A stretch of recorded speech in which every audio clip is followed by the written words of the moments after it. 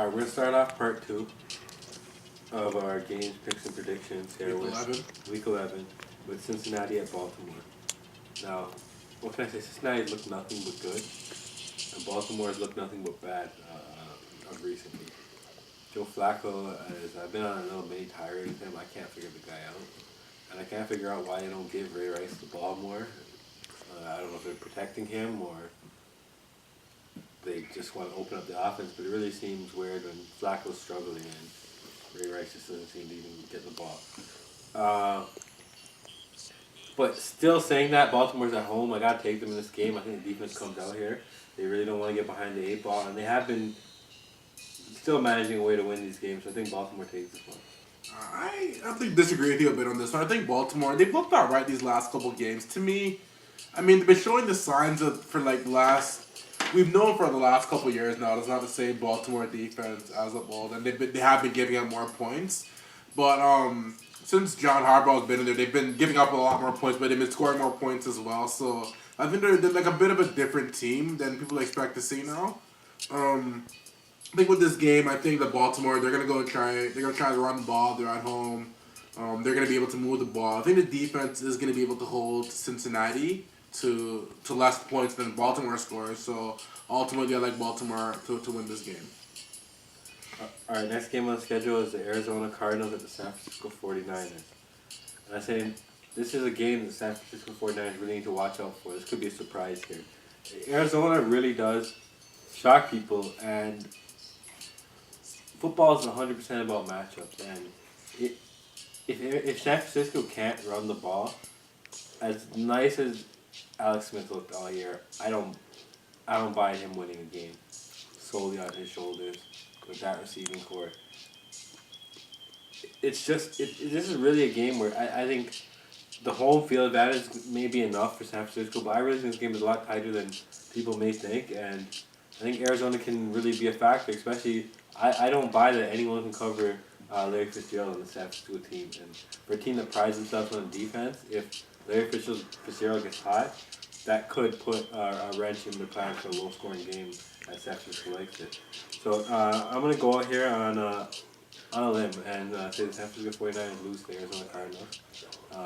You guys might think I'm crazy, but I don't know. I just thought Okay, maybe not crazy, but I'm gonna have to respectfully, of course, disagree with you. I think this game is gonna be as easy as San Francisco thinks it is. Arizona's looked awful all year. I mean, they got a win against Philly last week, but that win doesn't really mean anything to me at this point. Larry Fitzgerald is a beast. He's one of my favorite receivers in the league, but John Skelton's throwing him the ball, so I don't really think he's gonna. It's not. Yeah, I think San Francisco they have too much. The running game, the defense is stout. Arizona has no run game at all, so you can just lie back and defend the pass all day and send the blitz. You'll be fine. San Francisco's at home. They're coming off the big win against New York. They need this. They're playing for something. So they're even playing for the bye week right now. They're trying to work towards that bye week for the NFC. So yeah, I like San Francisco in this game.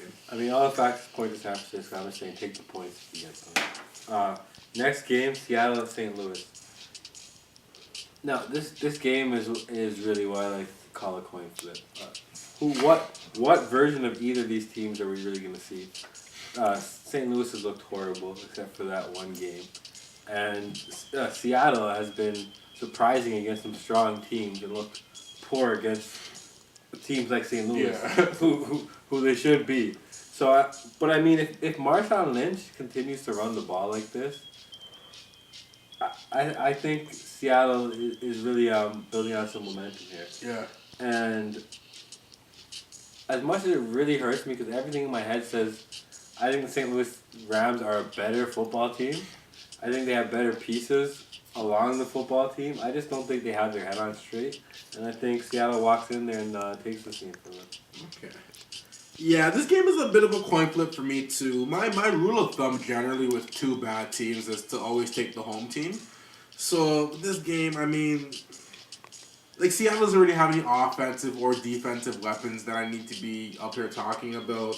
The best player on the field is going to be Steven Jackson. So I think Steven Jackson. Yeah, Steven Jackson. Between him, Brandon Lloyd, is Sam Bradford playing? Sam Bradford. Yeah, he's playing. Yeah, Sam Bradford's coming. He's playing. So I think St. Louis should be able to take this game at home. I like St. Louis in this game.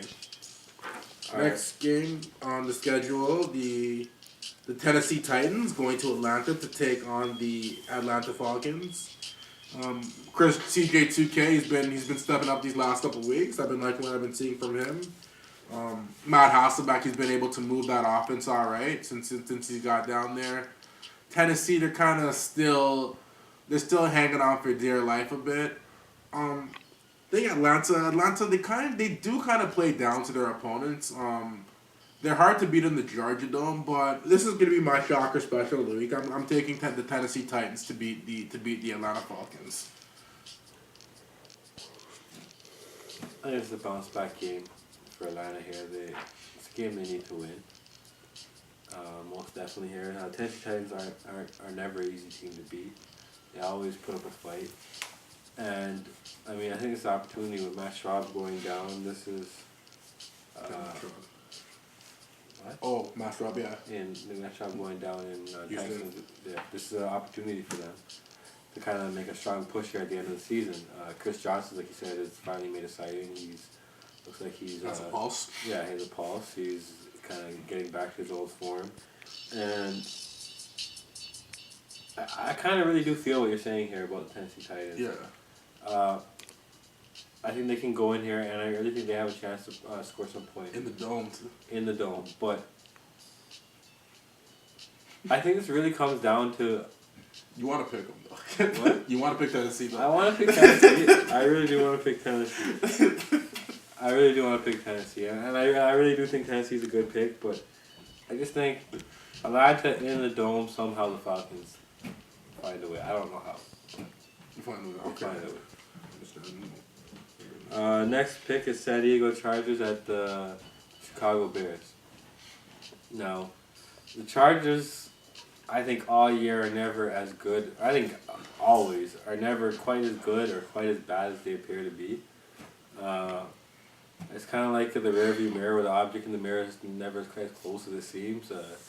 It's really weird. Like they'll throw the ball up and down the field all game, and then they'll get shut down the last two drives, or they won't be able to move the ball for 3 quarters, and then they'll score 4 touchdowns in the 4th quarter. It's a circus over there. I really don't know what's going on over there. You guys kind of know my feelings with what's going on over there, but I think Chicago Bears take it. I mean, this is a well-oiled machine. They're looking to bounce back and make another playoff push. I really think the running game has kind of... I think the story's been overshadowed that the running game is kind of just gone from being what people were saying was a weakness and just being awful to being a strength. I mean, they're turning Jay Cutler into a game manager, which I thought was impossible. They've calmed Mike Martz down. These are two insane personalities, and they managed to put their egos in check and play team football, and they're looking strong. The defense, the front four, the pass rush has been unbelievable all year. I mean, they're wreaking havoc, and with the way they control the clock, I just really think they're going to take San Diego out of their mojo. I think Chicago is going to have to put up some points here. They're not going to keep San Diego down to nothing, but I think they're going to put up about 28 points and take this one. I agree with you. I like what Chicago's been doing those last couple of weeks. The running game's been looking. It's one of the best running games in the league. In all honesty, Forte's been amazing this year. Jay Cutler's been managing the ball as well. Like you said, when the running game is going, Jay Cutler just needs to step in there and manage the game. Hit a couple open receivers for a few drives. They kick field goals from all over the field. San Diego, they've been on a bit of a decline this week. Phillip Rivers is something... I said a couple of videos again. Something's not right about Phillip Rivers this season. I'm not sure if it was the lockout or maybe it's North Turner. Maybe there's some tension in the locker room. I don't know what's been going on down in San Diego. But I'm going to have to take Chicago this week. I think the defense is going to keep San Diego to enough points. And that offense, they're going to be able to move the ball. They're going to run the ball. They're going to take time off the clock, and San Diego's not going to be able to get into rhythm, especially at Soldier Field. I like Chicago in this game. All right, next game on the schedule, the Sunday night matchup. The Philadelphia Eagles going up to the Big Apple, take on the New York Giants. To say about this game, be a really good game. Philadelphia can't. I think they're out of the they're not. I don't think they're gonna make the playoffs. I'll put that out there right now. But don't leave them for dead. There's a lot of pride in that city. There's a lot that they're playing for. Andy Reid, he's one of the more prideful coaches in the NFL. He's not gonna let you. He's not gonna let you just tank the whole season, just pack it in for the whole season. So Philadelphia, they're gonna go out there, and this is like their backs against the wall, do or die. They're gonna really put it up there this game. Overall, I think New York they're on a bit of a roll. Even though they lost last week, it wasn't one of those losses that kind of where you can see momentum is shifting. They're still running the ball well. Eli's still playing well. They're moving the ball. The defense has been playing not as good as the past years, but defense has been playing pretty good. I'm gonna pick New York in this game at home. I think New York is gonna be able to go in there and get the sweep on Philly this year, and New York's ultimately gonna take the division. Well, I mean, I never doubt the pride of anyone in Philadelphia. I think the Eagles are a prideful group. I really do think Andy Reid's a great coach, but I don't think Vic's playing this week, and in general, I think the season's done. Thanksgiving's come early. The goose is cooked. There's